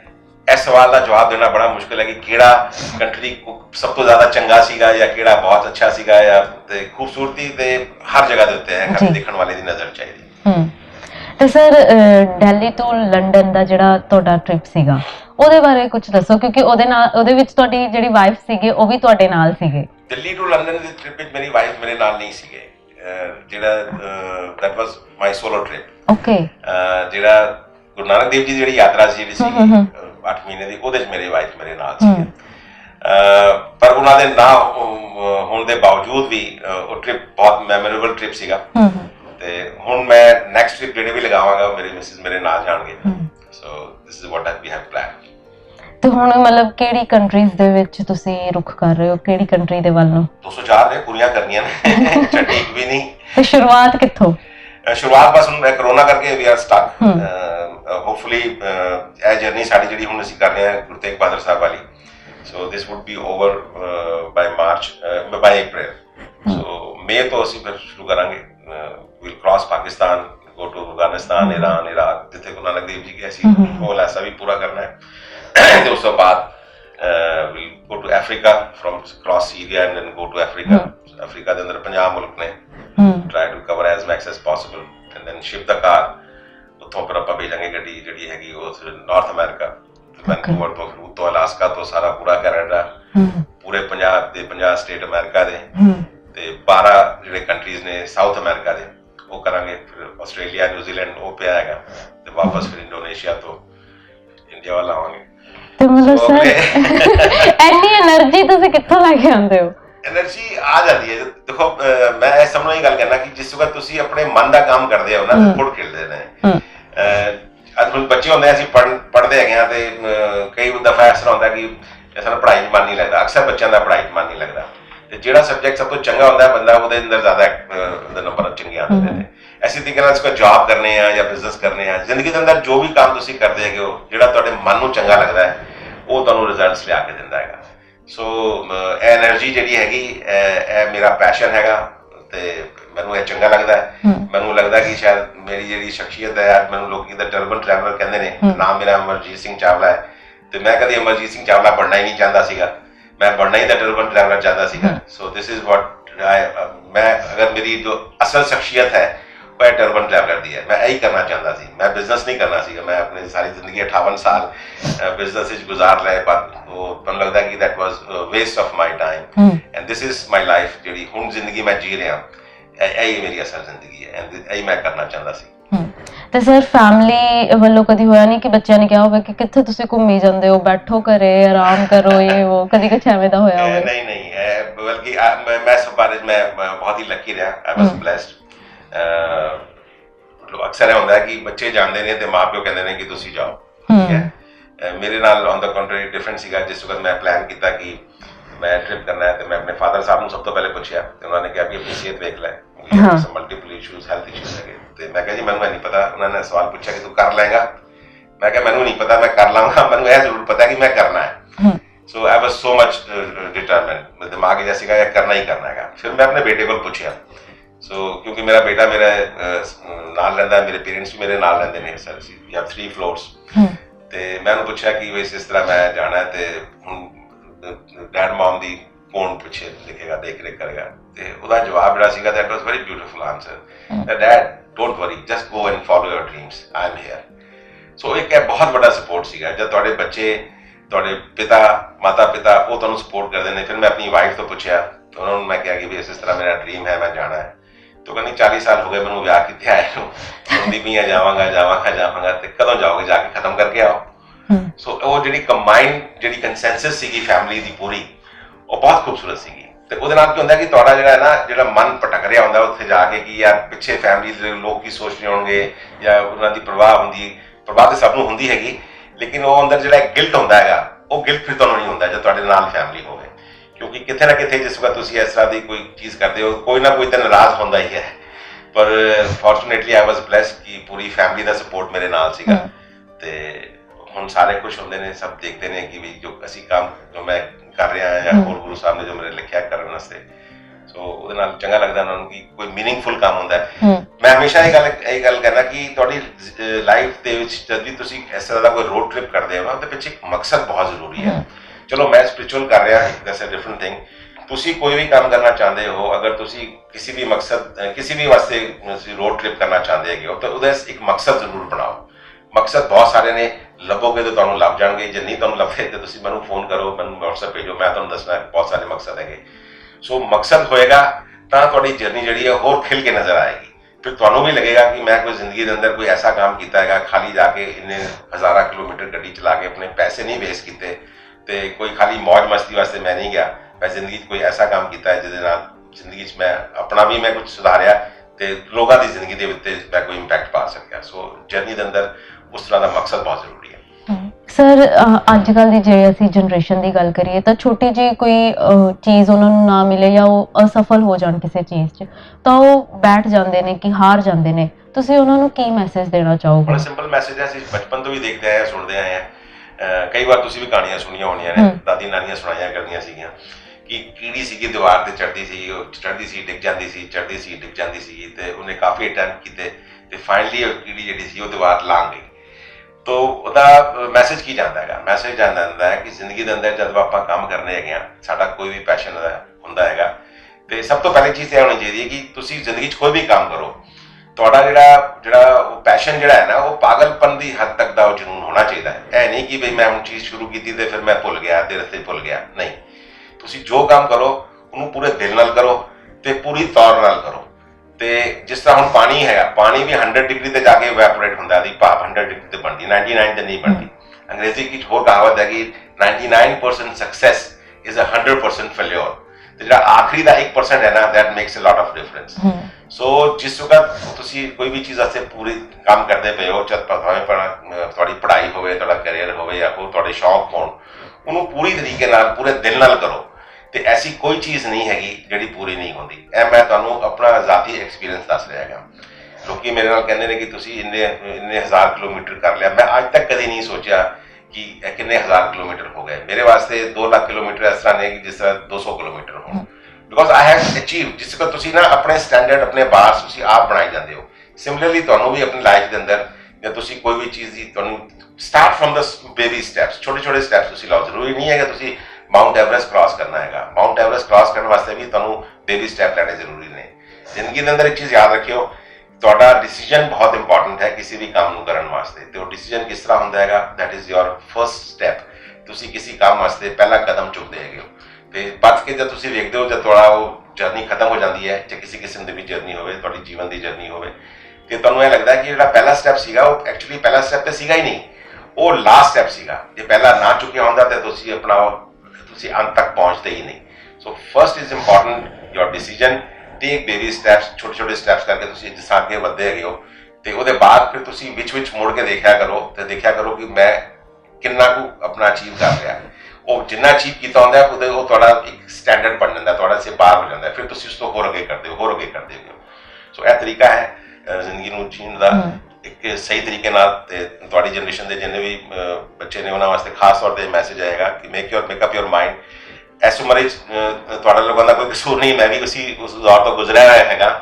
ਤੋ ਬੱਚੇ ਬੜੇ ਫਿਕਰਿੰਗ ਮਾਈਂਡ ਹੁੰਦੇ ਨੇ ਕਿ ਵੀ ਇਹ ਕਰੀਏ ਕਿ ਇਹ ਕਰੀਏ ਕੀ ਕਰੀਏ। ਸੋ ਜਿਹੜੇ ਵੀ ਕੋਈ ਕਹਿੰਦੇ ਨੇ, ਮਾਂ ਪਿਓ ਕਹਿੰਦੇ ਨੇ ਜਾਂ ਟੀਚਰ ਕਹਿੰਦੇ ਨੇ, ਕਹਿੰਦੇ ਵੀ ਕਿਸੇ ਦੂਜੇ ਦੀ ਨਾ ਸੁਣੋ, just listen to your heart. ਜਿਹੜਾ ਤੁਹਾਡਾ ਦਿਲ ਕਹਿੰਦਾ ਨਾ ਉਹ ਕੰਮ ਕਰੋ, ਕਿਉਂਕਿ ਤੁਹਾਨੂੰ ਸਕਸੈਸ ਉਸੇ 'ਚ ਮਿਲਦੀ ਹੈ ਜਿਹੜਾ ਤੁਸੀਂ ਵਾਕਿਆ ਤੁਸੀਂ ਕਰਨਾ ਚਾਹੁੰਦੇ ਹੋ, ਨਾ ਕਿ ਜਿਹੜੇ ਤੁਹਾਨੂੰ ਲੋਕ ਕਹਿੰਦੇ ਪਏ ਨੇ। ਲੋਕਾਂ ਦਾ, ਪੇਰੈਂਟਸ ਦਾ ਫਰਜ਼ ਹੈਗਾ ਕਿ ਸਾਡੇ ਬੱਚੇ ਚੰਗੇ ਅੱਛੇ ਕਾਮਯਾਬ ਹੋਣ, ਲੇਕਿਨ ਹੁਣ ਸਮੇਂ ਜਿਹੜਾ ਹੈ ਉਹ ਬਦਲ ਰਿਹਾ ਹੈ। ਪਹਿਲੇ ਹੁੰਦਾ ਸੀਗਾ ਕਿ ਨਹੀਂ, ਡਾਕਟਰ ਹੈ ਤੇ ਡਾਕਟਰ ਦਾ ਪੁੱਤਰ ਡਾਕਟਰ ਹੀ ਬਣੇਗਾ, ਬਿਜ਼ਨਸਮੈਨ ਦਾ ਪੁੱਤਰ ਬਿਜ਼ਨਸਮੈਨ ਹੀ ਬਣੇਗਾ। ਹੁਣ ਪੇਰੈਂਟਸ ਵੀ ਜਿਹੜੇ ਨੇ ਉਹਨਾਂ ਨੂੰ ਵੀ ਸਮਝ ਆ ਰਹੀ ਹੈਗੀ ਕਿ ਬੱਚਿਆਂ ਨੂੰ ਖਾਲੀ ਉਹੀ ਕੰਮ ਕਰਨ ਦੇਣਾ ਚਾਹੀਦਾ ਹੈ ਕਿ ਜਿਹੜੇ ਕਿ ਬੱਚੇ ਕਰਨਾ ਚਾਹੁੰਦੇ ਹੋਣ। ਬੱਚਾ ਐਕਟਰ ਬਣਨਾ ਚਾਹੁੰਦਾ ਹੈ, ਬੱਚਾ ਪੇਂਟਰ ਬਣਨਾ ਚਾਹੁੰਦਾ ਹੈ, ਜਾਂ ਕੁਝ ਵੀ ਕਰਨਾ ਚਾਹੁੰਦਾ ਹੈਗਾ। ਅੱਜ ਕੱਲ੍ਹ ਤਾਂ ਓਪਰਚੁਨਿਟੀਜ਼ ਬਹੁਤ ਖੁੱਲ ਗਈਆਂ ਨੇ, ਸਾਡੇ ਟਾਈਮ ਤਾਂ ਓਪਰਚੁਨਿਟੀਜ਼ ਨਹੀਂ ਸੀਗੀਆਂ। ਸੋ ਇਸ ਕਰਕੇ ਉਹਨਾਂ ਨੂੰ ਉਹ ਕਰਨ ਦਿਓ ਜੋ ਕਰਨਾ ਚਾਹੁੰਦੇ ਨੇ। ਪਰ ਸਰ, ਜਿਵੇਂ ਹੁਣੇ ਤੁਸੀਂ ਗੱਲ ਕੀਤੀ, ਸਾਡੇ ਇੰਡੀਆ ਵਿੱਚ ਸਪੈਸ਼ਲੀ ਇਹ ਚੀਜ਼ ਹੈ ਕਿ ਪੈਰੈਂਟਸ ਜਿਹੜੇ ਨੇ ਉਹ ਇੰਨਾ ਸਪੋਰਟ ਨਹੀਂ ਕਰਦੇ ਬੱਚਿਆਂ ਨੂੰ। ਉਹ ਕਿਤੇ ਨਾ ਕਿਤੇ ਆਪਣੀ ਜਿਹੜੀ ਡ੍ਰੀਮਸ ਨੇ ਉਹ ਆਪਣੇ ਬੱਚਿਆਂ ਤੇ ਥੋਪ ਦਿੰਦੇ ਨੇ। ਉਹਦੇ ਬਾਰੇ ਤੁਸੀਂ ਕੀ ਕਹਿਣਾ ਚਾਹੋਗੇ? ਮੈਨੂੰ ਨਹੀਂ ਲੱਗਦਾ ਕਿ ਹੁਣ ਪੇਰੈਂਟਸ ਉਤਨੇ ਜ਼ਿਆਦਾ ਰਿਜਿਡ ਨੇ ਜਿਹੜੇ ਕਿ ਅੱਜ ਤੋਂ 40-50 ਸਾਲ ਪਹਿਲੇ ਹੁੰਦੇ ਸੀਗੇ। ਹੁਣ ਪੇਰੈਂਟਸ ਨੂੰ ਵੀ ਇਹ ਚੀਜ਼ ਸਮਝ ਆ ਗਈ ਹੈਗੀ ਕਿ ਬੱਚੇ ਜੋ ਕਰਨਗੇ ਉਹ ਚੰਗਾ ਹੀ ਕਰਨਗੇ, ਠੀਕ ਹੈ। ਤੇ ਹਾਂ, ਇਹ ਸਵਾਲ ਜਿਹੜਾ ਤੁਹਾਡਾ ਹੈਗਾ ਕਿ ਪੇਰੈਂਟਸ ਦੇ ਆਪਣੇ ਡ੍ਰੀਮਸ ਉਹ ਬੱਚਿਆਂ ਤੇ ਥੋਪਣਾ ਚਾਹੁੰਦੇ ਨੇ, ਉਹਦੇ ਬੇਟੇ ਦੋ ਪਹਿਲੂ ਨੇ। ਕਦੀ ਕਦੀ ਇਹ ਹੁੰਦਾ ਹੈਗਾ ਕਿ ਪੇਰੈਂਟਸ ਪਹਿਲੀ ਗੱਲ ਤੇ ਪੇਰੈਂਟਸ ਕਦੀ ਆਪਣੇ ਬੱਚਿਆਂ ਦਾ ਬੁਰਾ ਨਹੀਂ ਸੋਚਦੇ। ਮੈਂ ਸਾਰੇ ਬੱਚੇ ਜਿਹੜੇ ਸੁਣ ਰਹੇ ਨੇ ਸਭ ਨੂੰ ਕਹਿਣਾ ਚਾਹੁੰਦਾ ਹੈਗਾ, ਕਦੀ ਵੀ ਇਹ ਨਾ ਸੋਚਿਓ ਕਿ ਤੁਹਾਡੇ ਮਾਤਾ ਜੀ, ਤੁਹਾਡੇ ਪਿਤਾ ਜੀ ਤੁਹਾਡੇ ਵਾਸਤੇ ਕੋਈ ਗਲਤ ਸੋਚਣਗੇ। ਉਹਨਾਂ ਦਾ ਡਿਸੀਜਨ ਕਦੀ ਕਦੀ ਗਲਤ ਹੋ ਸਕਦਾ ਹੈ, ਇਹਦੇ ਵਿੱਚ ਕੋਈ ਵੱਡੀ ਗੱਲ ਨਹੀਂ, ਲੇਕਿਨ ਉਹਨਾਂ ਦੀ ਨੀਅਤ ਕਦੀ ਗਲਤ ਨਹੀਂ ਹੋ ਸਕਦੀ। ਉਹ ਤੁਹਾਡੇ ਵਾਸਤੇ ਕਦੀ ਗਲਤ ਨਹੀਂ ਸੋਚ ਸਕਦੇ। ਕਦੀ ਕਦੀ ਉਹਨਾਂ ਦੇ ਦਿੱਤੇ ਹੋਏ ਡਿਸੀਜਨ ਤੁਹਾਡੇ ਵਾਸਤੇ ਗਲਤ ਹੋ ਜਾਂਦੇ ਨੇ, ਇਟਸ ਇਜ਼ ਅਨਫੋਰਚੂਨੇਟ, ਪਰ ਉਹਨਾਂ ਦੀ ਨੀਅਤ ਕਦੀ ਖਰਾਬ ਨਹੀਂ ਹੁੰਦੀ ਤੁਹਾਡੇ ਲਈ। ਸੋ ਪੇਰੈਂਟਸ ਕਦੀ ਬੱਚਿਆਂ ਵਾਸਤੇ ਗਲਤ ਨਹੀਂ ਸੋਚਦੇ। ਰਹਿ ਗਿਆ ਸਵਾਲ ਪੇਰੈਂਟਸ ਦੇ ਆਪਣੇ ਡ੍ਰੀਮਸ। ਸੋ ਪੇਰੈਂਟਸ ਦੇ, ਜਿੱਦਾਂ ਹੁਣ ਸਪੋਜ਼ ਮੈਂ ਜ਼ਿਆਦਾ ਪੜ੍ਹਿਆ ਲਿਖਿਆ ਨਹੀਂ ਹਾਂ ਫॉर ਐਗਜ਼ਾਮਪਲ, ਤੇ ਮੈਂ ਚਾਹਾਂਗਾ ਕਿ ਮੇਰਾ ਪੁੱਤਰ ਜਾਂ ਮੇਰੀ ਧੀ ਉਹ ਪੜ੍ਹੀ ਲਿਖੀ ਹੋਵੇ, ਉਹ ਜ਼ਿਆਦਾ ਤੋਂ ਜ਼ਿਆਦਾ ਮੈਨੂੰ ਸਪੋਰਟ ਕਰਾਂਗਾ ਐਜੂਕੇਸ਼ਨ ਦੇਣ ਵਾਸਤੇ। ਸੋ ਕਦੀ ਕਦੀ ਪੇਰੈਂਟਸ ਦੇ ਡ੍ਰੀਮਸ ਬੱਚਿਆਂ ਦੇ ਚੰਗੇ ਵਾਸਤੇ ਵੀ ਹੁੰਦੇ ਨੇ। ਤੇ ਰਹਿ ਗਿਆ ਸਵਾਲ ਕਿ ਬੱਚੇ ਕੀ ਕਰਨਾ ਚਾਹੁੰਦੇ ਨੇ। ਬੱਚਿਆਂ ਵਾਸਤੇ ਮੇਰੇ ਹਿਸਾਬ ਨਾਲ ਚਾਹੇ ਪੇਰੈਂਟਸ ਦੇ ਭਾਵੇਂ ਆਪਣੇ ਡ੍ਰੀਮਸ ਹਨ, ਕੋਈ ਕੁਝ ਵੀ ਡ੍ਰੀਮਸ ਹੋਣ, ਮੈਂ ਚਾਹੁੰਦਾ ਕਿ ਵੀ ਮੈਂ ਅਗਰ ਡਾਕਟਰੀ ਨਹੀਂ ਕਰ ਸਕਿਆ ਤਾਂ ਮੇਰਾ ਬੱਚਾ ਡਾਕਟਰ ਬਣ ਜਾਏ। ਅਗਰ ਉਹ ਡਾਕਟਰ ਨਹੀਂ ਬਣ ਸਕਦਾ ਤਾਂ ਪੇਰੈਂਟਸ ਨੂੰ ਵੀ ਇਹ ਚੀਜ਼ ਨੂੰ ਸਮਝਣਾ ਚਾਹੀਦਾ ਹੈ ਕਿ ਬਹੁਤ ਜ਼ਿਆਦਾ ਫੋਰਸ ਨਹੀਂ ਕਰਨਾ ਚਾਹੀਦਾ। ਅਗਰ ਉਹ ਡਾਕਟਰ ਬਣਨ ਦੀ ਉਹਦੀ ਕੈਪੈਸਿਟੀ ਨਹੀਂ ਹੈਗੀ, ਪਰ ਹੋਰ ਕਿਸੇ ਚੀਜ਼ ਜੋ ਬਹੁਤ ਚੰਗਾ ਹੈਗਾ, ਤੇ ਲੈਟ them do that। ਤੇ ਹਾਂਜੀ ਸਰ, ਜਿਵੇਂ ਤੁਸੀਂ ਟਰੈਵਲ ਇੰਨਾ ਕਰਦੇ ਹੋ ਤੇ ਹੈਲਥ ਇਸ਼ੂਜ਼, ਜਿਵੇਂ ਤੁਸੀਂ ਗੱਲ ਕੀਤੀ ਸੀ ਪਹਿਲੇ ਕਿ ਤੁਹਾਨੂੰ ਹੈਲਥ ਇਸ਼ੂਜ਼ ਵੀ ਨੇ ਕੁਝ, ਤੇ ਕਦੀ ਇਦਾਂ ਦੀ ਕੋਈ ਪ੍ਰੋਬਲਮ ਆਈ ਹੋਵੇ ਟਰੈਵਲ ਕਰਦੇ ਦੌਰਾਨ, ਤੇ ਤੁਸੀਂ ਕਿਸ ਤਰ੍ਹਾਂ ਉਹ ਸਿਚੁਏਸ਼ਨ ਨੂੰ ਡੀਲ ਕੀਤਾ, ਕਿਸ ਤਰ੍ਹਾਂ ਉਹਦੇ ਵਿੱਚੋਂ ਨਿਕਲੇ? ਬਹੁਤ ਚੰਗਾ ਸਵਾਲ ਤੁਸੀਂ ਪੁੱਛਿਆ, ਕਿਉਂਕਿ ਮੈਂ ਗੁਜ਼ਰਿਆ ਹੋਇਆ ਇਸ ਇਸ਼ੂ ਤੋਂ, ਮੈਂ ਗੁਜ਼ਰਿਆ ਹੋਇਆ ਹੈਗਾ, ਤੇ ਮੇਰੇ ਤੋਂ ਚੰਗਾ ਕੋਈ ਦੱਸ ਵੀ ਨਹੀਂ ਸਕਦਾ ਇਸ ਦੇ ਬਾਰੇ 'ਚ। ਮੈਂ ਤੁਹਾਨੂੰ ਗਿਣਾਉਣਾ ਕਿ ਮੇਰੀ ਪ੍ਰੋਬਲਮਸ ਕੀ ਨੇ। ਸਭ ਤੋਂ ਵੱਡੀ ਪ੍ਰੋਬਲਮ ਹੈਗੀ ਜਿਹੜੀ ਕਿ ਟਰੈਵਲ ਵਾਸਤੇ ਡੈਡਲੀ ਹੈਗੀ, ਉਹ ਹੈਗੀ ਤੁਹਾਡੇ ਪੈਰਾਂ ਦਾ ਬਲੱਡ ਸਰਕੂਲੇਸ਼ਨ। ਮੇਰਾ ਰਾਈਟ ਜਿਹੜਾ ਲੈਗ ਹੈਗਾ, ਇਹਨੂੰ ਜਿਹੜਾ ਬਲੱਡ ਸਰਕੂਲੇਸ਼ਨ ਹੈਗਾ ਇਹਦਾ ਰੁਕ ਜਾਂਦਾ ਹੈ। ਤੇ ਮੈਂ ਆਫਿਸ 'ਚ ਬੈਠਦਾ ਸੀਗਾ ਤੇ ਮੈਨੂੰ ਪੈਰ ਐਲੀਵੇਟ ਕਰਕੇ ਰੱਖਣਾ ਪੈਂਦਾ ਸੀ, ਅਦਰਵਾਈਜ਼ ਮੇਰਾ ਪੈਰ ਇੰਨਾ ਕੁ ਸੁੱਜ ਜਾਂਦਾ ਸੀਗਾ। ਸੋ ਬਲੱਡ ਕਲੌਟ ਹੋਣ ਦਾ ਖਤਰਾ ਹੁੰਦਾ ਸੀਗਾ। ਸੋ ਕਾਫੀ ਸਾਲ ਤੱਕ ਰਿਹਾ। ਮੇਰੇ ਸਲਿਪ ਡਿਸਕ ਅਗਰ ਹੋ ਜਾਏ ਪਿੱਛੇ, ਤੇ 2-3 ਮਹੀਨੇ ਮੈਂ ਬੈਠ ਕੇ ਹੁੰਦਾ ਸੀ। ਤੇ ਡਰਾਈਵ ਕਰਨੀ ਹੈ ਇਹਨੇ ਹਜ਼ਾਰਾਂ ਕਿਲੋਮੀਟਰ ਤੋਂ ਬਹੁਤ ਜ਼ਿਆਦਾ ਡੈਡਲੀ ਸੀ। ਸ਼ੂਗਰ ਬਲੱਡ ਪ੍ਰੈਸ਼ਰ ਹੈ ਕਾਮਨ ਚੀਜ਼ਾਂ ਨੇ, ਮੈਨੂੰ ਵੀ ਸੀਗੀਆਂ, ਸਾਰਿਆਂ ਨੂੰ ਹੁੰਦੀਆਂ ਨੇ। ਤੇ ਇਹ ਦੋ ਇਸ਼ੂਜ਼ ਜਿਹੜੇ ਮੇਰੇ ਸੀ ਬਹੁਤ ਜ਼ਿਆਦਾ ਸੀਰੀਅਸ ਸੀਗੇ। But you will be surprise to know ਕਿ ਜਿਸ ਜ਼ਿੰਦਗੀ ਦੇ ਅੰਦਰ ਜਿਸ ਵਕਤ ਤੁਸੀਂ ਆਪਣੇ ਮਨ ਦਾ ਕੰਮ ਕਰਦੇ ਹੋ ਨਾ, ਤਾਂ ਮਨ ਦਾ ਕੰਮ ਕਰਨ ਦਾ ਮਤਲਬ ਕੀ ਹੁੰਦਾ ਹੈ? ਮਨ ਦਾ ਕੰਮ ਕਰਨ ਦਾ ਮਤਲਬ ਹੁੰਦਾ ਹੈ ਕਿ ਤੁਹਾਡੇ ਅੰਦਰ ਪੋਜ਼ਿਟਿਵਿਟੀ ਆਉਣਾ। ਤੁਸੀਂ ਹਰ ਚੀਜ਼ ਨੂੰ ਪੋਜ਼ਿਟਿਵ ਲੈਂਦੇ ਪਏ ਹੋ, ਤੁਸੀਂ ਨੈਗੇਟਿਵ ਸੋਚਦੇ ਹੀ ਨਹੀਂ ਪਏ। ਤੇ ਜਿਸ ਵਕਤ ਤੁਸੀਂ ਕਿਸੇ ਚੀਜ਼ ਨੂੰ ਪੋਜ਼ਿਟਿਵ ਲੈਂਦੇ ਹੈਗੇ ਹੋ, ਹੁਣ ਤੁਸੀਂ ਕਈ ਚੀਜ਼ ਨੇ ਜਿਹੜੀ ਜੋ ਆਪਾਂ ਕਹਿੰਦੇ ਆ ਆਲਟਰਨੇਟਿਵ ਮੈਡੀਸਿਨਸ ਜਿਹੜੇ ਨੇ ਜਾਂ ਆਲਟਰਨੇਟਿਵ ਥੈਰੇਪੀਜ਼ ਜਿਹੜੀਆਂ ਨੇ, ਯੋਗਾ ਵੀ ਹੋ ਗਿਆ, ਹੋਰ ਇਸ ਤਰ੍ਹਾਂ ਦੀ ਬਥੇਰੀ ਚੀਜ਼ਾਂ ਨੇ। ਇਹ ਕੀ ਕਰਦੀਆਂ ਨੇ? ਇਹ ਤੁਹਾਨੂੰ ਕੂਲ ਡਾਊਨ ਕਰਦੀਆਂ ਨੇ, ਤੁਹਾਨੂੰ ਪੋਜ਼ਿਟਿਵ ਥਿੰਕਿੰਗ ਲਿਆਉਣ ਦੇ ਤੇ ਉਹ ਕਰਦੀਆਂ ਨੇ। ਤੇ ਤੁਹਾਡਾ ਜਿਸ ਵਕਤ ਪੋਜ਼ਿਟਿਵ ਥਿੰਕਿੰਗ ਹੁੰਦੀ ਹੈ ਤੇ ਤੁਹਾਡੀ ਬਾਡੀ ਵੀ ਪੋਜ਼ਿਟਿਵ ਹੁੰਦੀ ਹੈਗੀ। ਯੂ ਵਿਲ ਬੀ ਸਰਪ੍ਰਾਈਜ਼ ਕਿ ਮੈਂ ਜਿਸ ਵਕਤ ਦਿੱਲੀ ਤੋਂ ਲੰਡਨ ਗਿਆ ਸੀ ਤਾਂ ਹੁਣ ਤੱਕ during this 84,000 kilometre from past 3 years ਮੇਰੇ ਪੈਰ ਦੇ ਅੰਦਰ ਬਲੱਡ ਸਰਕੂਲੇਸ਼ਨ ਦੀ ਜ਼ਰਾ ਵੀ ਪ੍ਰੋਬਲਮ ਨਹੀਂ ਆਈ। ਮੇਰੀ ਸਲੀਪ ਡਿਸਕ ਵਿੱਚ ਕੋਈ ਪ੍ਰੋਬਲਮ ਨਹੀਂ ਆਈ। ਹੁਣ ਕਰੋਨਾ ਕਰਕੇ ਥੋੜਾ weight gain ਹੋ ਗਿਆ, otherwise on that trip I lost 28 kgs। ਮੇਰਾ ਜਿਹੜੀ ਸ਼ੂਗਰ ਸੀਗੀ ਮੇਰੀ ਉਹ ਕੰਟਰੋਲ ਹੋ ਗਈ। ਇਹ ਸਾਰੀ ਚੀਜ਼ਾਂ ਕਿਉਂ ਹੋਈਆਂ? ਇਸ ਕਰਕੇ ਹੋਈਆਂ ਕਿਉਂਕਿ ਮੈਂ ਉਹ ਕਰ ਰਿਹਾ ਸੀ ਜੋ ਮੈਂ ਵਾਕਈ ਕਰਨਾ ਚਾਹੁੰਦਾ ਸੀ ਤੇ ਮੈਂ ਪੋਜ਼ਿਟਿਵ ਸੀਗਾ। ਇੱਕ ਚੀਜ਼ ਹੋਰ ਹੁੰਦੀ ਹੈਗੀ ਜਿਹੜੀ ਕਿ ਮੇਰੇ ਵਾਸਤੇ ਬੜੀ ਸੀਰੀਅਸ ਸੀਗੀ, ਮੈਂ ਤੁਹਾਨੂੰ ਇੱਕ ਇਨਸੀਡੈਂਟ ਛੋਟਾ ਜਿਹਾ ਦੱਸਣਾ ਹੈਗਾ। ਜ਼ਿੰਦਗੀ ਦੇ ਅੰਦਰ ਜਦ ਤੁਸੀਂ ਕੋਈ ਕੰਮ ਕਰਦੇ ਹੈਗੇ ਹੋ ਤੇ ਜੇ ਤੁਹਾਨੂੰ ਇਹ ਲੱਗੇ ਯਾਰ ਕੀ ਪੰਗਾ ਲੈ ਲਿਆ, ਮੈਂ ਉਹ ਗੱਲ ਕਰ ਰਿਹਾ ਕਿ ਜਿਹੜੇ ਲੋਕੀ ਵਿੱਚੋਂ ਛੱਡ ਦਿੰਦੇ ਨੇ ਚੀਜ਼ਾਂ, ਉਹਦੇ ਨਾਲ ਰਿਲੇਟਡ ਹੈਗਾ। ਤੇ ਜਿਸ ਵਕਤ ਤੁਸੀਂ ਕੋਈ ਐਸਾ ਪੰਗਾ ਲੈ ਲਓ ਤੇ ਹੁਣ ਤੁਸੀਂ ਨਾ ਛੱਡ ਸਕਦੇ ਹੋ ਤੇ ਨਾ ਉਹਨੂੰ ਪੂਰਾ ਕਰ ਸਕਦੇ ਹੋ, ਤੇ ਫਿਰ ਤੁਹਾਨੂੰ ਤੁਸੀਂ ਲੈਜੀਟੀਮੇਟ ਕੋਈ ਨਾ ਕੋਈ ਐਸਾ ਮੌਕਾ ਲੱਭਦੇ ਹੋ ਆਪਣੇ ਆਪ ਨੂੰ ਸਮਝਾਉਣ ਲਈ, ਆਪਣੇ ਆਪ ਨੂੰ ਤਸੱਲੀ ਦੇਣ ਲਈ ਕਿ ਮੈਂ ਵਿੱਚੋਂ ਛੱਡ ਦਾਂਗਾ ਟ੍ਰਿਪ, ਤੇ ਮੈਂ ਲੌਜੀਕਲ ਗੱਲ ਕੀਤੀ ਹੈਗੀ। ਸੋ ਇਹ ਮੌਕਾ ਮੇਰੇ ਵਾਸਤੇ ਵੀ ਆਇਆ ਸੀਗਾ। ਮੈਂ ਰਸ਼ੀਆ ਸੀਗਾ ਤੇ ਮੇਰਾ ਲੈਫਟ ਹੈਂਡ ਤੇ ਲੈਫਟ ਪੂਰਾ ਪਾਸਾ ਜਿਹੜਾ ਸੁੰਨ ਹੋ ਰਿਹਾ ਸੀਗਾ, ਤੇ ਈਵਨ ਮੈਂ ਫੋਨ ਦਾ ਕੈਮਰਾ ਹੱਥ 'ਚ ਫੜਿਆ ਸੀ, ਉਹ ਹੱਥੋਂ ਡਿੱਗ ਪਿਆ। So it was serious for me. ਤੇ ਮੈਂ ਇੰਡੀਆ ਫੋਨ ਕੀਤਾ ਆਪਣੇ ਫਰੈਂਡਸ ਨੂੰ ਜਿਹੜੇ ਡਾਕਟਰ ਸੀਗੇ, ਤੇ ਉਹਨਾਂ ਨੇ ਮੈਨੂੰ ਇਹ ਕਿਹਾ ਕਿ ਬਈ ਇਮੀਡੀਏਟਲੀ ਤੁਹਾਨੂੰ ਉੱਥੇ ਹਸਪੀਟਲ ਐਡਮਿਟ ਹੋਣਾ ਚਾਹੀਦਾ ਹੈ। ਤੇ ਮੇਰੇ ਕੋਲ ਵੀਜ਼ਾ ਖਾਲੀ 2 ਦਿਨ ਦਾ ਬਾਕੀ ਸੀ ਰਸ਼ੀਆ ਦਾ। ਇੱਕ ਵਾਰ ਅਸੀਂ ਆਲਰੇਡੀ ਐਕਸਟੈਂਸ਼ਨ ਵੀ ਲੈ ਚੁੱਕੇ ਸੀ ਵੀਜ਼ਾ ਦੀ ਰਸ਼ੀਆ ਦੀ। ਸੋ ਮੇਰੇ ਕੋਲ ਚੋਇਸ ਐਸੀ ਕਿ ਜਿਹੜਾ ਮੈਨੂੰ ਐਡਵਾਈਸ ਕੀਤਾ ਗਿਆ ਕਿ immediately cross the border, go to Europe. Europe ਦਾ ਸਾਡੇ ਕੋਲ 6 ਮਹੀਨੇ ਦਾ ਵੀਜ਼ਾ ਸੀਗਾ, ਗੱਡੀ ਉੱਤੇ ਪਾਰ ਕਰਕੇ ਤੇ ਤੁਸੀਂ ਇੰਡੀਆ ਆ ਜਾਓ, ਕਿਉਂਕਿ ਉੱਥੇ ਰਹੋਗੇ ਤੇ ਉੱਥੇ ਫਿਰ ਤੁਹਾਡੇ ਫੈਮਿਲੀ ਤੇ ਹੋਰ ਸਾਰੇ ਉਹ ਪਰੇਸ਼ਾਨ ਹੋਣਗੇ, ਉਹ ਵੀ ਆਉਣਾ ਚਾਹਣਗੇ। ਸੋ ਮੈਂ ਉਹਨਾਂ ਦੀ ਜੋ ਐਡਵਾਈਸ ਸੀਗੀ ਇਮੀਡੀਏਟਲੀ ਮੰਨੀ, ਤੇ ਉਸੇ ਸ਼ਾਮ ਨੂੰ ਹੀ ਅਸੀਂ ਜਿਹੜਾ ਸੀਗਾ ਉਹ ਰਸ਼ੀਆ ਦੇ ਸੀ ਸੈਂਟ ਪੀਟਰਬਰਗ ਜਿਹੜਾ ਹੈਗਾ ਸਿਟੀ, ਉੱਥੇ ਸੀਗੇ। ਉੱਥੋਂ ਜਿਹੜਾ ਯੂਰਪੀਅਨ ਬਾਰਡਰ ਸੀ ਉਹ ਸੀਗਾ ਉੱਥੇ ਐਸਟੋਨੀਆ ਇੱਕ ਕੰਟਰੀ ਸੀਗਾ, ਅਸੀਂ ਉੱਥੇ ਐਂਟਰ ਕੀਤਾ ਅਰਲੀ ਮਾਰਨਿੰਗ। ਉੱਥੇ ਪਹੁੰਚੇ, ਉੱਥੇ ਗੁਰੂ ਸਾਹਿਬ ਦੀ ਬਖਸ਼ਿਸ਼ ਸੀਗੀ। ਹੁਣ ਗੱਡੀ ਕਿੱਥੇ ਖੜੀ ਕਰਦੇ, ਫਿਰ ਜਿਹੜੀ ਸਾਡੇ ਕੋਲ ਐਂਬੈਸਡਰ ਸੀਗੇ ਵਾਕਫ, ਉਹਨਾਂ ਦੇ ਅੱਗੇ ਕੋਈ ਵਾਕਫ ਸੀ, ਉਹਨਾਂ ਨੇ ਕਿਸੇ ਦਾ ਰੈਫਰੈਂਸ ਦਿੱਤਾ, ਕੁਦਰਤੀ ਉਹ ਸਰਦਾਰ ਫੈਮਿਲੀ ਨਿਕਲ ਆਈ, ਉਹਨਾਂ ਦਾ ਰੈਸਟੋਰੈਂਟ ਸੀਗਾ, ਉੱਥੇ ਜਾ ਕੇ ਅਸੀਂ ਗੱਡੀ ਖੜੀ ਕੀਤੀ ਤੇ ਮੈਂ ਇੰਡੀਆ ਵਾਪਸ ਆ ਗਿਆ। ਇੰਡੀਆ ਵਾਪਸ ਆ ਕੇ ਮੈਂ 1 ਹਫ਼ਤਾ ਹਸਪੀਟਲ 'ਚ ਰਿਹਾ, 2-3 ਹਫ਼ਤੇ ਉਹਨਾਂ ਨੇ ਮੈਨੂੰ ਰੈਸਟ ਬੋਲਿਆ, ਤੇ 1 ਮਹੀਨੇ ਦੇ ਬਾਅਦ ਮੈਂ ਫਿਟ ਸੀਗਾ ਟਰੈਵਲ ਕਰਨ ਵਾਸਤੇ ਦੁਬਾਰਾ। ਹੁਣ ਉਸ ਵਕਤ ਸਿਚੁਏਸ਼ਨ ਇਹ ਹੁੰਦੀ ਹੈ ਕਿ ਅਗਰ ਮੇਰਾ ਪੈਸ਼ਨ, ਅਗਰ ਉਹ ਜਿਹਨੂੰ ਮੈਂ ਕਹਿੰਦਾ ਕਿ ਅਧੂਰਾ ਹੁੰਦਾ ਜਾਂ ਮੇਰਾ ਪੈਸ਼ਨ ਵਾਕਈ ਪੈਸ਼ਨ ਨਾ ਹੁੰਦਾ, ਮੈਂ just for hack of it journey ਕੀਤੀ ਹੁੰਦੀ, ਤੇ ਮੇਰੇ ਕੋਲ ਪੂਰਾ ਲੈਜੀਟੀਮੇਟ ਇੱਕ ਉਸ ਪੁਆਇੰਟ ਸੀਗਾ ਕਿ ਮੈਂ ਟੁੱਟ ਸਕਦਾ ਸੀਗਾ। ਮੇਰੀ ਫੈਮਿਲੀ ਨੇ ਵੀ ਮੈਨੂੰ ਇਹ ਗੱਲ ਕਹੀ ਕਿ ਚਲੋ ਹੁਣ ਤਾਂ ਸ਼ੌਕ ਪੂਰਾ ਹੋ ਗਿਆ, ਛੱਡੋ ਹੁਣ ਗੱਡੀ ਮੰਗਵਾ ਲਾਂਗੇ ਵਾਪਸ। ਮੈਂ ਕਿਹਾ ਨਹੀਂ, ਮੈਂ ਹੁਣ ਪੂਰਾ ਕਰਨਾ ਹੈਗਾ, ਅੱਗੇ ਜਾ ਕੇ ਪੂਰਾ ਕਰਨਾ ਹੈ। ਮੇਰੀ ਗੱਡੀ ਦੇ ਉੱਤੇ ਨਾ ਲਿਖਿਆ ਹੁੰਦਾ ਸੀਗਾ 23 ਕੰਟਰੀ ਤੇ 23,000 ਕਿਲੋਮੀਟਰ। ਤੇ ਜਿਸ ਵਕਤ ਮੇਰੀ ਸਿਹਤ ਠੀਕ ਹੋ ਗਈ ਤੇ ਮੈਂ ਵਾਪਸ ਗਿਆ ਐਸਟੋਨੀਆ, ਤੇ ਸਭ ਤੋਂ ਪਹਿਲੇ ਮੈਂ ਤੇ ਮੇਰਾ ਕੈਮਰਾਮੈਨ ਅਸੀਂ ਨਾਲ ਸੀਗੇ, ਦੋਨੋਂ ਵਾਪਸ ਆਏ ਸੀ। ਤੇ ਉੱਥੇ ਪਹੁੰਚ ਕੇ I was very emotional to see my car, ਕਿ ਮੇਰੇ ਅੱਖਾਂ 'ਚ ਮਤਲਬ ਆਂਸੂ ਡਿੱਗਦੇ ਪਏ ਸੀਗੇ। ਆਈ ਹਗ ਮਾਈ ਕਾਰ। ਤੇ ਸਭ ਤੋਂ ਪਹਿਲਾਂ ਮੈਂ ਕੰਮ ਕੀਤਾ, ਮੈਂ ਕਿਹਾ ਲੁਕਮਾਨ ਨਕਸ਼ਾ ਕੱਢ। ਜਿਹੜਾ ਮੇਰਾ ਕੈਮਰਾਮੈਨ ਸੀ ਤਾਂ ਨਕਸ਼ਾ ਕੱਢ ਕੇ ਅਸੀਂ ਨਕਸ਼ਾ ਗੱਡੀ ਦੇ ਬੋਨਟ ਤੇ ਵਿਛਾਇਆ। ਮੈਂ ਕਿਹਾ ਕਿੰਨੇ ਕੰਟਰੀਜ਼ ਨੇ ਪੂਰੇ ਯੂਰਪ ਵਿੱਚ, ਅਸੀਂ ਸਾਰੇ ਕਰਨੇ ਨੇ, ਇੱਕ ਵੀ ਨਹੀਂ ਛੱਡਾਂਗੇ। And I did all those countries. Schengen ਦੇ ਅੰਦਰ 26 ਕੰਟਰੀਜ਼ ਨੇ, ਮੈਂ 25 ਦੇ 25 ਸ਼ੈਨਗਨ ਕੰਟਰੀਜ਼ ਕੀਤੇ। ਜਿਹੜੀ ਜਰਨੀ ਸੀ 23,000 ਕਿਲੋਮੀਟਰ ਦੀ ਲੈ ਕੇ ਚੱਲੇ ਸੀ 23 ਕੰਟਰੀ, ਉਹ 40,000 ਕਿਲੋਮੀਟਰ 'ਚ ਕਦੋਂ ਕਨਵਰਟ ਹੋ ਗਈ ਤੇ ਕਦੋਂ 30 ਕੰਟਰੀ ਹੋ ਗਏ ਪਤਾ ਹੀ ਨਹੀਂ ਚੱਲਿਆ। ਸੋ ਇਹ ਚੀਜ਼ਾਂ ਹੁੰਦੀਆਂ ਨੇ ਕਿ ਤੁਸੀਂ ਅਗਰ ਵਾਕਈ ਪੈਸ਼ਨੇਟ ਹੋਵੋ ਕਿਸੇ ਕੰਮ ਵਾਸਤੇ ਤੇ ਫਿਰ ਨਹੀਂ ਕੁਝ ਹੁੰਦਾ। ਸਿਹਤ ਦਾ ਜਿੱਥੇ ਤੱਕ ਸਵਾਲ ਹੈਗਾ, ਸਿਹਤ ਵੀ ਤੁਹਾਡੀ ਠੀਕ ਰਹਿੰਦੀ ਹੈਗੀ। ਮੇਰਾ ਤਾਂ ਐਕਸਪੀਰੀਅੰਸ ਹੈਗਾ। ਹੁਣ ਛੋਟੀ ਮੋਟੀ ਕੋਈ ਪ੍ਰੋਬਲਮ ਹੁੰਦੀ ਹੈ, ਉਹ ਤਾਂ ਖਾਂਸੀ ਬੁਖਾਰ ਨਜ਼ਰ ਆ ਰਿਹਾ, ਤਾਂ ਕਾਮਨ ਗੱਲਾਂ ਨੇ, ਮੈਨੂੰ ਤਾਂ ਉਹ ਵੀ ਨਹੀਂ ਹੋਇਆ। ਸੋ ਆਈ ਵਾਸ ਸੋ ਪੋਜ਼ਿਟਿਵ। ਹਾਲੇ ਵੀ ਜੋ ਮੈਂ ਅਟੈਂਪਟ ਕਰ ਰਿਹਾ ਹੈਗਾ, ਐਵਰੀਬਡੀ ਨੋਜ਼ ਕਿ ਕਰੋਨਾ ਦਾ ਟਾਈਮ ਹੈਗਾ, ਪਰ ਉਸਦੇ ਬਾਵਜੂਦ ਵੀ ਆਈ ਐਮ ਅਟੈਂਪਟਿੰਗ ਦਿਸ ਜਰਨੀ ਜਿਹੜੀ ਗੁਰੂ ਤੇਗ ਬਹਾਦਰ ਸਾਹਿਬ ਜੀ ਦੇ ਉੱਤੇ ਹੈਗੀ, ਉਹਨਾਂ ਦੀ ਜੀਵਨ ਯਾਤਰਾ ਦੇ ਉੱਤੇ ਹੈਗੀ। ਹਾਂਜੀ ਸਰ, ਤੇ ਗੁਰੂ ਤੇਗ ਬਹਾਦਰ ਜੀ ਦੀ ਜਿਹੜੀ ਤੁਸੀਂ ਕਹਿ ਰਹੇ ਹੋ ਗੱਲ ਕੀਤੀ ਹੈ ਕਿ ਉਹਦੀ ਜਰਨੀ ਵਿੱਚ ਕਿੱਥੇ ਕਿੱਥੇ ਤੁਸੀਂ ਜਾ ਰਹੇ ਹੋ ਐਂਡ ਕੀ ਤੁਹਾਡਾ ਹੁਣ ਪਲੈਨਿੰਗ ਹੈ? ਗੁਰੂ ਤੇਗ ਬਹਾਦਰ ਸਾਹਿਬ ਜੀ ਦਾ ਅਗਲੇ ਸਾਲ 18 ਅਪ੍ਰੈਲ 2021 ਨੂੰ ਉਹਨਾਂ ਦੇ 400 ਸਾਲ ਪੂਰੇ ਹੋ ਰਹੇ ਨੇ। ਉਹਨਾਂ ਦੇ ਪ੍ਰਕਾਸ਼ ਪੁਰਬ ਤੇ ਉਹਨਾਂ ਦਾ ਬਰਥਡੇ ਹੈਗਾ, ਬਰਥ ਐਨਵਰਸਰੀ ਹੈ, ਜਿਹਦੇ ਵਾਸਤੇ ਅਸੀਂ ਇੱਕ 5 ਮਹੀਨੇ ਦੀ ਡਰਾਈਵ ਕਰ ਰਹੇ ਹਾਂ, ਜਿਹੜੀ ਕਿ 18 ਨਵੰਬਰ ਨੂੰ ਇਸੇ ਮਹੀਨੇ ਸ਼ੁਰੂ ਹੋਏਗੀ। ਸੋ ਗੁਰੂ ਤੇਗ ਬਹਾਦਰ ਸਾਹਿਬ ਜੀ ਦਾ ਪੂਰਾ ਇਤਿਹਾਸ, ਉਹਨਾਂ ਦੇ ਜਨਮ ਤੋਂ ਲੈ ਕੇ ਤੇ ਉਹਨਾਂ ਦੇ ਸ਼ਹਾਦਤ ਤੱਕ ਜਿੱਥੇ ਜਿੱਥੇ ਉਹ ਗਏ ਨੇ, ਜੋ ਜੋ ਉਹਨਾਂ ਨੇ ਆਪਣੀ ਜੀਵਨ ਵਿੱਚ ਕੀਤਾ ਹੈਗਾ ਤੇ ਜਿਹੜੇ ਜਿਹੜੇ ਸੰਦੇਸ਼ ਉਹਨਾਂ ਨੇ ਦਿੱਤੇ ਨੇ, ਉਹ ਸਾਰੀ ਥਾਂ ਤੇ ਅਸੀਂ ਜਾਵਾਂਗੇ, ਸਾਰੀ ਜਗ੍ਹਾ ਤੇ ਵੀਡੀਓਜ਼ ਬਣਾਵਾਂਗੇ ਤੇ ਉਹ ਫਿਰ ਟੈਲੀਕਾਸਟ ਹੋਣਗੇ ਅਲੱਗ-ਅਲੱਗ ਪਲੇਟਫਾਰਮ ਦੇ ਉੱਤੇ। ਸੋ ਇਹ ਅਸੀਂ ਕਰਨ ਜਾ ਰਹੇ ਹਾਂ, ਜਿਹਦੇ 5 ਮਹੀਨੇ ਲੱਗਣਗੇ ਤੇ 10,000 ਕਿਲੋਮੀਟਰ ਦੀ ਜਰਨੀ ਹੈ। This is with in India.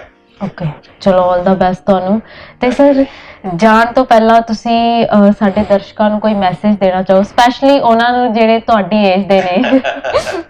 ਭਾਈ ਮੇਰੀ ਏਜ ਦੇ ਹੋਣ ਜਾਂ 16 ਸਾਲ ਦੇ ਹੋਣ, ਮੈਂ ਆਪਣੇ ਆਪ ਨੂੰ 15 ਸਾਲ ਦਾ ਸਮਝਣਾ ਹੈਗਾ। ਇਸ ਕਰਕੇ ਕਰਿਓ ਉਹੀ ਜਿਹੜਾ ਤੁਹਾਡਾ ਦਿਲ ਚਾਹੁੰਦਾ ਹੈਗਾ। ਤੇ ਸਾਡੀ ਮੁਸ਼ਕਿਲ ਕੀ ਹੈਗੀ, ਸਾਨੂੰ ਇਹ ਨਹੀਂ ਪਤਾ ਸਾਡਾ ਦਿਲ ਚਾਹੁੰਦਾ ਕੀ ਹੈਗਾ।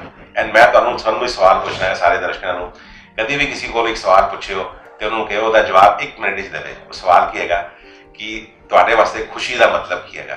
ਲੋਕੀ ਉਂਗਲੀਆਂ ਦੇ ਹਿਸਾਬ ਲਗਾਉਣੇ ਸ਼ੁਰੂ ਕਰਨਗੇ, ਖੁਸ਼ੀ ਸਾਡੇ ਖੁਸ਼ੀ ਕੀ ਹੁੰਦੀ ਹੈਗੀ। ਸਾਨੂੰ ਆਪਣੀ ਖੁਸ਼ੀ ਦਾ ਮਤਲਬ ਹੀ ਨਹੀਂ ਪਤਾ, ਅਸੀਂ ਖੁਸ਼ ਰਵਾਂਗੇ ਕਿਸ ਤਰੀਕੇ ਨਾਲ। ਇਸ ਕਰਕੇ ਬਹੁਤ ਜ਼ਰੂਰੀ ਹੈ ਇਸ ਆਪਣੀ ਖੁਸ਼ੀ ਦਾ ਮਤਲਬ ਸਮਝੋ। ਤੇ ਮੈਂ ਮਤਲਬ ਤੁਹਾਨੂੰ ਥੋੜਾ ਬਹੁਤ ਜਿਹੜਾ ਮੈਨੂੰ ਸਮਝ ਆਇਆ ਮੈਂ ਸਮਝਾ ਦੇਣਾ।